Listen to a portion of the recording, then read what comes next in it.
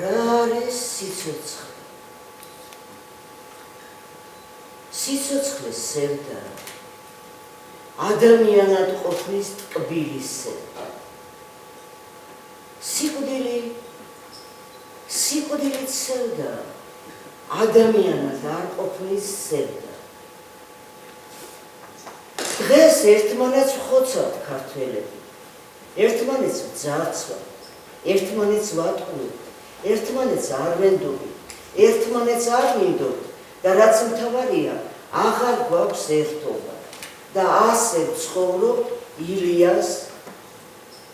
საკმაოდ დიდი ხანი ფიქრობდით ილიას ირგვლივ, ილიაზე, იმიტომ რომ ძალიან ბევრი სპექტაკლით, ფილმებით შექმნილია და ჩვენ რაღაც მაინც ფიქრობდით, რომ ის უთქმელი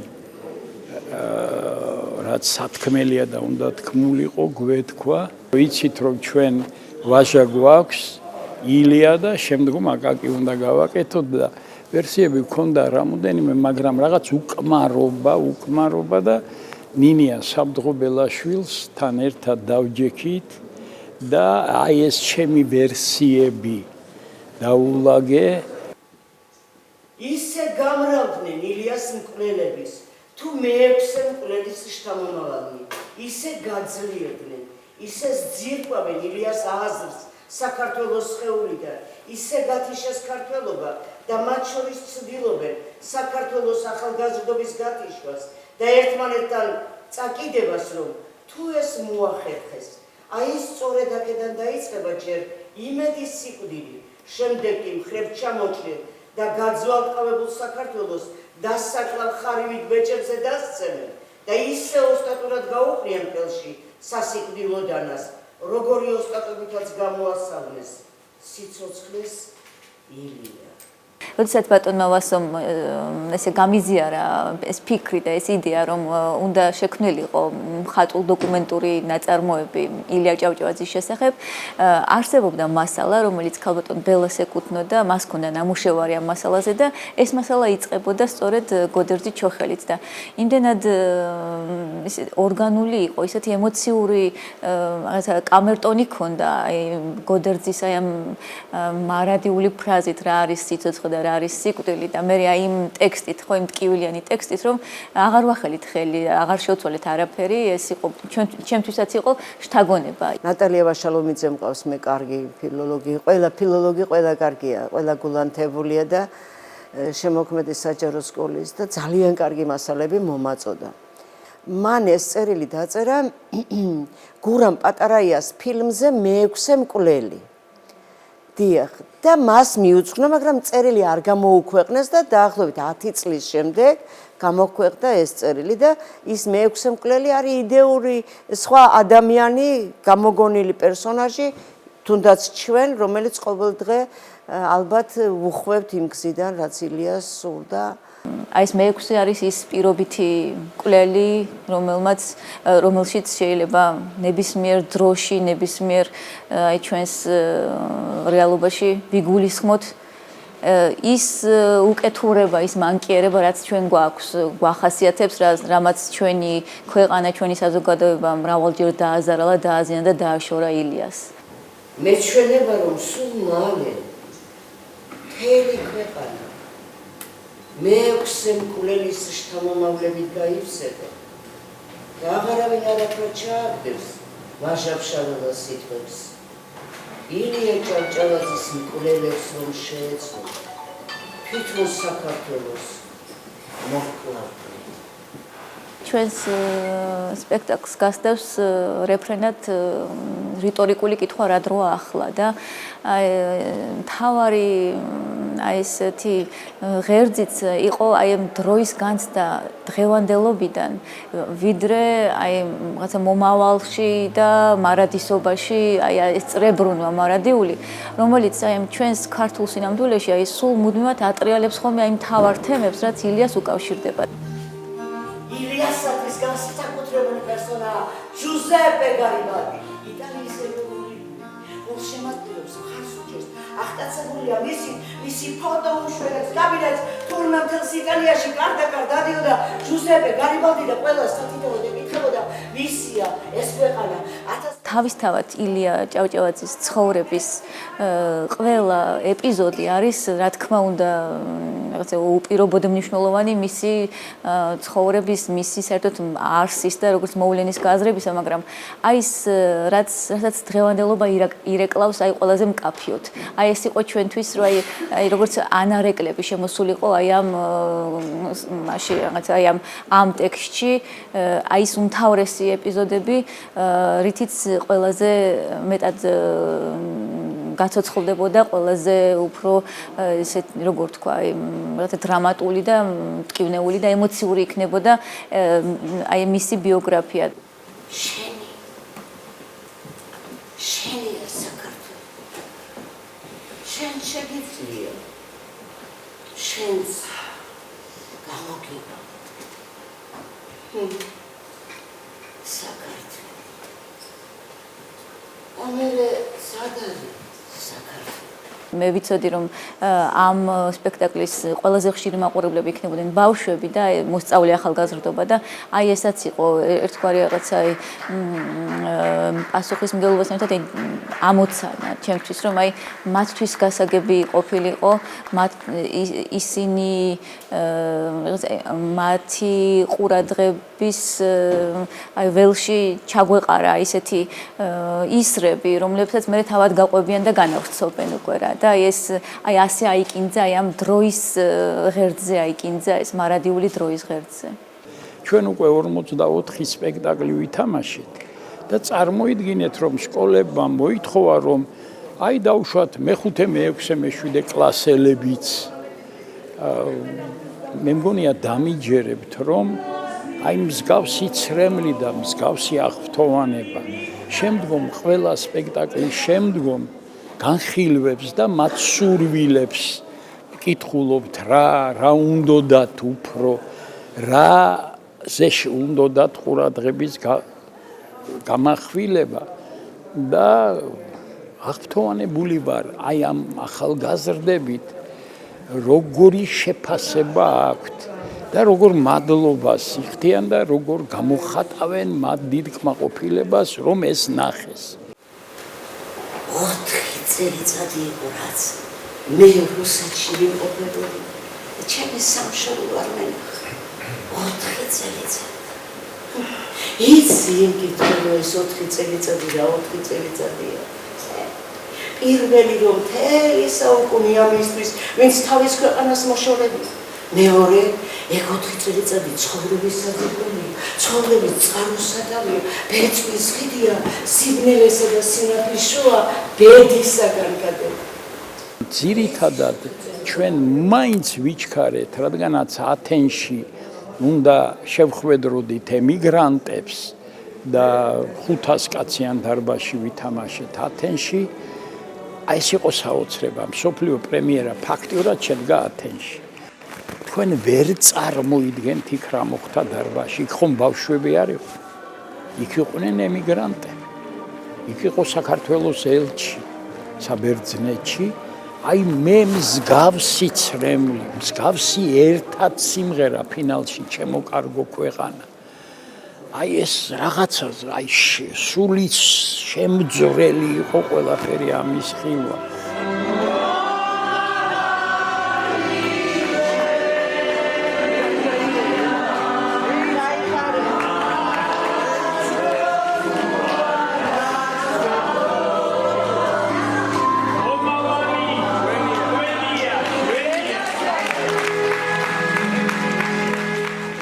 და იქიდან რაღაც სტიმულ-მოცემულები დავბრუნდით და სადღაც 2 კვირაში უკვე აქ გამოუშვით ამ სივრცეში, იმიტომ რომ იქ გუზარმაზარი დარბაზი იყო და ამას მაინც კამერული სივრცე უხდება.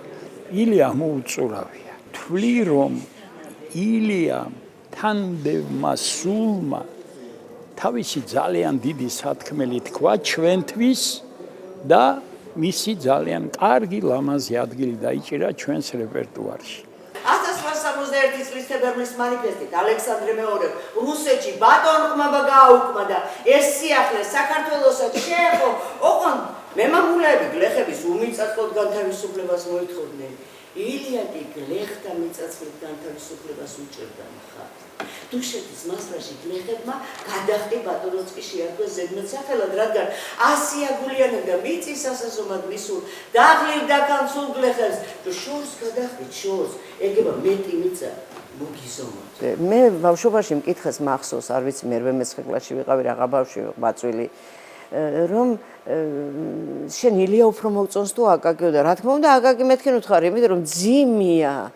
და ილია კარგად რომ შეიცნო, მისი წერილებიც უნდა წაიკითხო, რა ყველაფერზე აქვს გამოხმაურება კაცს. ტიციან ტაბიძემ თქვა ასეთი რამ, რომ მე-19 საუკუნეო ილიამ კიდეც მოიგონა, კიდეც შექმნა და კიდეც დაჰკირა თავისი სისხლითო.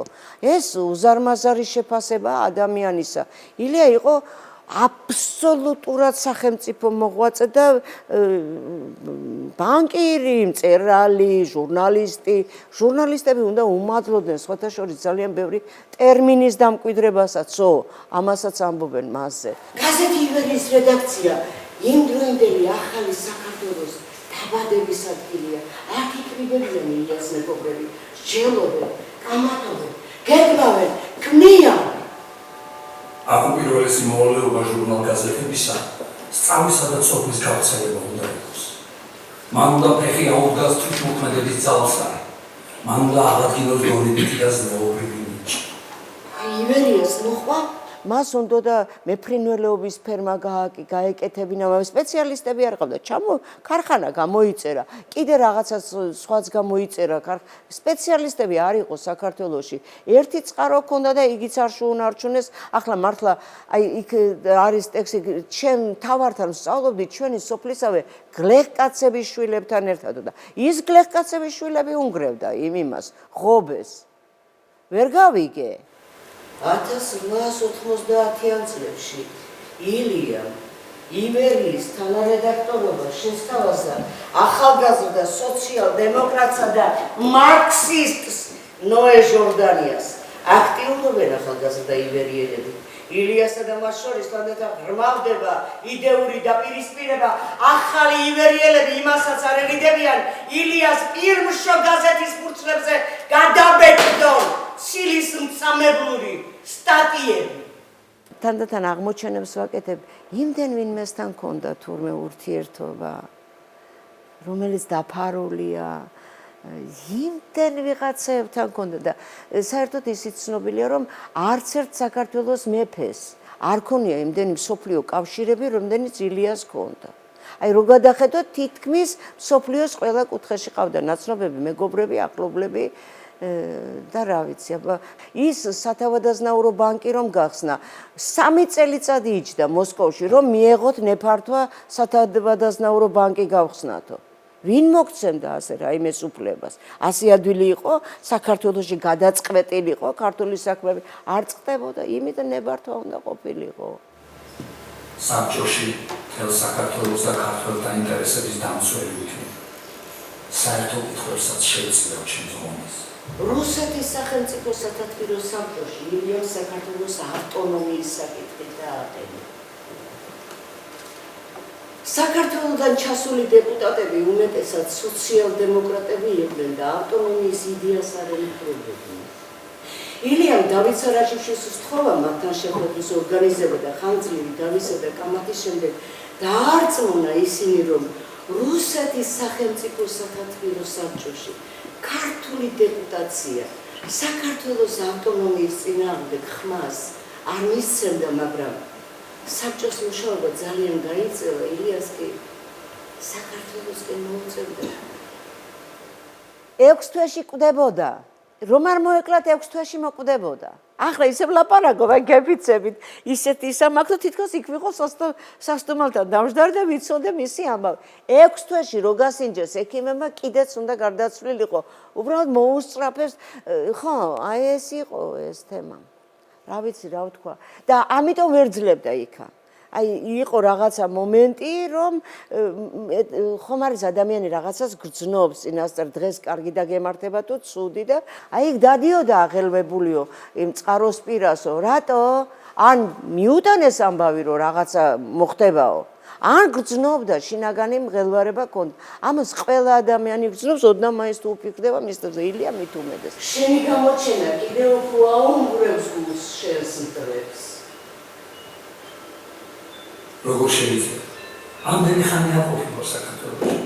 საფრთხე თუ იქა გავატარო. ჩვენ ქვეყანას არ გადავხედავ. სამთაში აქ რა გამაძლევს? განდირი დრო დავჩენი. უთუო წავა. მე არავინ არ ასმის ამ საქართველოში. შეშიგან აქ უფრო არ უნდა მეშინოდე. ნინიამ ესე ძალიან კარგად ჩაავლო, რასაც ქვია ილია თანდევისული, რომ გაცოცხლებულიყო ეს ყველაფერი. მე მგონია მოხერხდა, შეიძლება იმ კონდიციამდე ბოლომდე ვერ ავიდა, მაგრამ მთავარია რომ ეს სათქმელი ითქვა. მთავარია რომ გაჟღერდა ის, რაც არასოდეს სცენიდან არ გაჟღერებულა. და თქვენ წარმოიდგინეთ სახელებს და გვარებსაც აღარ მოვერიდეთ. და ჩვენ შევეცადეთ სიღრმეში ჩავსულიყავით. ქაქოცა ჩოლოყაშვილის თანამებრძოლმა და შეფიცულთა რაზმის უკანასკნელმა წარმომადგენელმა ალექსანდრე სულხანიშვილმა საფრანგეთში სიკვდილის წინ აღიარა, რომ შეფიცულთა რაზმის ხელში ჩაუვარდა ილიას ფიზიკური მკვლელი გიგლა ვერბიჭაშვილი. ჩოლოყაშვილმა ის დააკითხა და შეშინებულმა ვერბიჭაშვილმაც ყველაფერი დააკითხა. მან დაასახელა ილიას მკვლელობის კომიტეტი. ფილიპე მახარაძე, თავმჯდომარე, ბოლშევიკი, ნოე რამიშვილი, მენშევიკი, ისიდორე რამიშვილი, მენშევიკი, ნოე ხომერიკი, მენშევიკი, ისიდორე ჯიბლაძე და პეტრე გელიაშვილი. კომიტეტზე მიწვეული იყო ნოე შორტანიაც, როგორც მან უარი განაცხადა ილიას მკვლელობის კომიტეტში ყოფნაზე და ხელები დაიბანა, თუმცა არაფერი გაუკეთებია მათ შესაჩერებლად. აი მუდმივი კამათის დღემდე კამათის ამბავი რეალურად ანუ აი ილიას მკვლელობა მართალია ეს იყო საბოლოო ჯამში ეს მეფის ოხრანკასთან დაკავშირებული და აი ეს დაგეგმილ განხორციელებული, მაგრამ ეს ყველაფერი უკავშირდებოდა იმ იდეოლოგიურ შეუთავსებლობას, იმ რაღაცა აი ფასეულობით შეუთავსებლობას უკვე რაც იყო გაჩენილი აი მაშტილ ახალ საზოგადოებასა და ილიასა და მის თანამებრძოლების თაობას შორის და შეეწირა ამას სწორედ რომ ილია ძალიან უშლიდათ მათ ხელს და რა ვიცი ალბათ ფიქრობდნენ უკეთესი საქართველოს აშენებას ისეთი საშინელი წერილებია თვითონ ჟორდანიას ილიას მიმართ ხამაზე ალბათ არც ღირს საუბარი თუ ყველა მოიძიებს ნახავს ნუ კიდევ დანდობილად გვაქვს ჩვენ რა მუდმივად ჩვენს ისტორიაში მეორდება ერთი და იგივე ეს არის როგორ ვთქვა აი უკიდურესობამდე მიყვანილი აი ჩვენი რაღაც აი დაუნდობლობა ერთმანეთის მიმართ და თან ვის მიმართ ილია ჭავჭავაძე აი როცა ყავს ილია ჭავჭავაძე და ამას ვერ შეიგრძნობ რაღაცა ვერ შეიცნობ და შეიფერებ და შეაფასებ შენსავე დროში ეს არის უკვე განაჩენი აი ამ დროისთვის და კიდევაც დაგვიდგა განაჩენი შიში სირცხვილი ხალატი შური ურთიერთმტრობა და ძალადობა ენა ვიღას ესმის ერთმანეთის მამული გათითოკაცებული მიცა ჩამოჭრილი პატივაყრილი აი მთელი მე-20 საუკუნე განსაზღვრა ჩვენი აი ყველა ტკივილი ყველა მარცხი ყველაფერი აი 1907 წლის წიწამურის ტრაგედია იმიტომ რომ ჩვენ ისეთი ცოდვა ჩავიდინეთ მაგრამ ამასთან ერთად იყო დიდი გმირობების, დიდი თავდადების, დიდი წმინდა სისხლის დაღვრის ეპიზოდებიც, რამაც მოგვბანა ეს და ალბათ ყველაზე დიდი მლოცველი თავისი ქვეყნისთვის ილია ჭავჭავაძეა და სწორედ ამიტომაც არის რა ის ხსოვნაშია ეხა ეს ყველაფერი და აი რაც უფრო ნათელი იქნება და ღრმა იქნება ეს ხსოვნა აი ახალგაზრდებში მით უფრო მით უფრო სწორი და ჯანსაღი იქნება აი ყველაფრის შეფასების უნარი და ამიტომ არის ალბათ საჭირო რომ ვიცოდეთ ილია და ვიცოდეთ საქართველო. ის ჭირთ რომ თქვენი მოყურადებული სხვა საქმე დავხალე, მაგრამ სიტყვა და საქმე ერთმანეთისაგან არასოდეს გამიყვია. სიტყვა ჩემი და საქმე ჩემი მხოლოდ ერთია.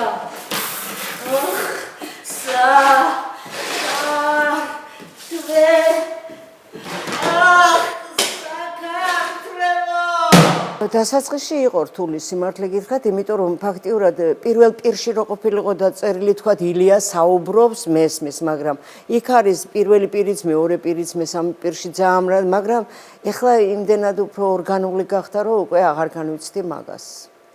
არა, იყო რთული დასაწყისში, მე ტექნიკურად იყო ძალიან რთული ბევრი რაღაცები, მაგრამ მე ვიცოდი რომ იმას მე ვერ ვიზამდი, აქ ფიზიკურ მოძრაობაზე არის ყველაფერი, ეს კედელი უკავოდ დგას, ის უნდა ამეშენებია, იმაზე ტექსტები. ახლა როცა მე ტექსტში ასე თუ ისე კარგად ვარ გამჯდარი, ეგება შევძლო, მაგრამ მაშინ დასაწყისი ეს ძალიან რთული იყო, ის არ მაგრდებოდა კარგად და ამიტომ გადავედით ერთი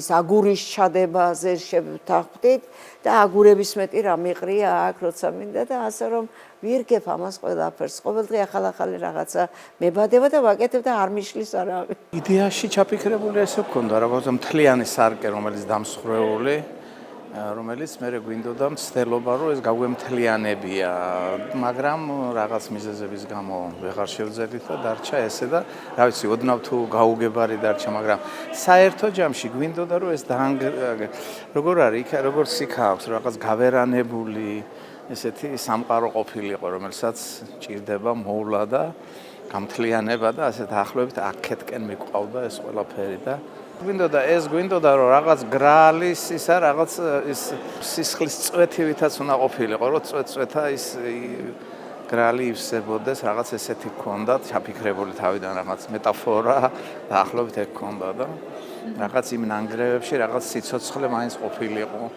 მაგრამ თუმცა ეხლა იქ რაც არის, ეს არის როგორ თქვათ, რაღაც გარკვეული პროცენტი იმისა, რაც ჩაფიქრებული ქონდა, მაგრამ თვითონ თემა არის ესეთი და ალბათ მიდის მაყურებელზე.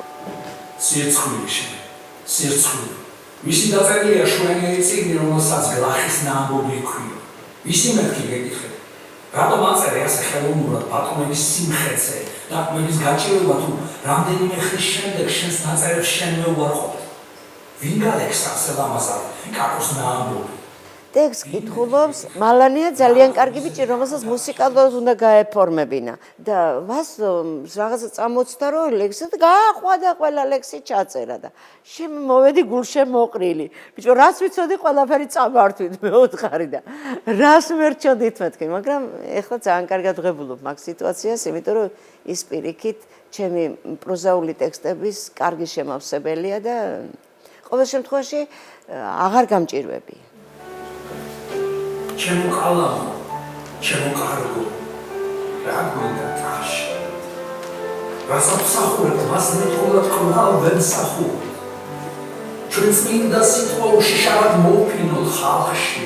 ფიზიკური და მეტაფიზიკური გადარჩენის ფორმულა აქვს მოცემული ჩვენთვის და ხო ჩვენ ხშირ შემთხვევაში ამ ყველაფერს მხოლოდ ლოზუნგებად ვიტოვებთ ხოლმე და ეს რაღაცა ისეთი მისი პორტრეტებით თავმოწონებისთვის. სინამდვილეში ყველაზე მთავარი რაც რაღაცა აი ეს ფორმულა რაც მოგვცა ილია ჭავჭავაძემ ის რომ ჩვენ ვიცნობდეთ ჩვენს ქვეყანას. როცა არ ვიცნობთ ჩვენს ქვეყანას, მაშინ ძალიან ესეთი გრძნობიანი ვხდებით ყველა უცხო იდეის მიმართ, რაღაცა ისე მარტივად და ბრმად მიმღებელნიც, ასევე რაღაცა ის შინაგანი მანკიერებების და რაღაცა კომპლექსების რაღაცა ზედაპირზე ამოტანა და ამითი ერთმანეთთან ბრძოლა ეს ჩვენთვის რაღაც მარტივდება.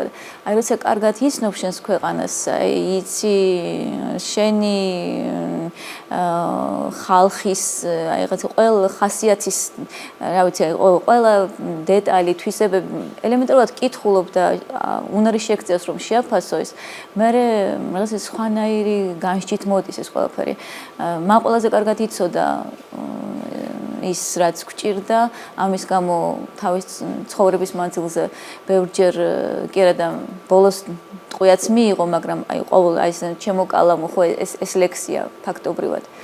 მაგრამ მან ასევე იცოდა, რომ ეს ქვეყანა რა მადლის მატარებელია და ამიტომაც აიღო იტვირთა თავის თავზე მისი გადარჩენა და დღეს 21 საუკუნეში პირდაპირ მოვალეობაა ჩვენი, რომ რაღაცნაირად ეს ახლა მაინც გავიაზროთ და გავისიგრძე განოთ. ცხოვრების ნაწილად ვაქციოთ.